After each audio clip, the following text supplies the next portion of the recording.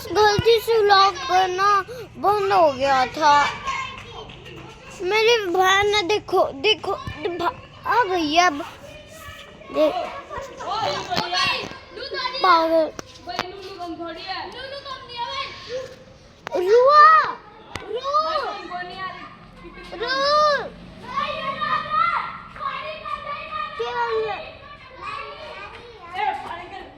मत ला मैं नहीं आ रही।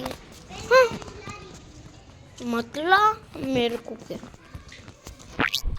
तो मैं ना एक काम करती हूँ, मेरी बहन है ना बहुत और टैटू बनवाती मैं पूरा को लिखाऊँ क्या मना है क्या। मैं आपको दिखाती हूँ मेरा पूरा लुक। यहाँ पे खड़ा करती हूँ, खड़ा कर देती हूँ इसको मैं।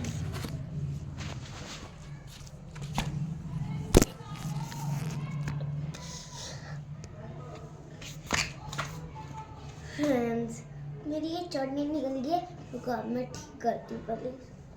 अरे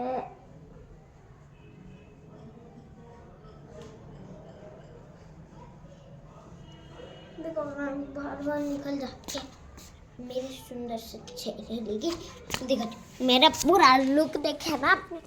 अब ना हम ना थोड़ी अपनी बहन को देख लेते हैं क्या कर रही है, कहाँ गई। नहीं है नहीं है, क्या करें क्या करूं।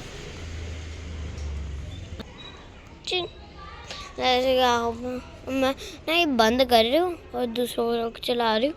अब मैं नीचे कर दिखाऊँ ठीक है।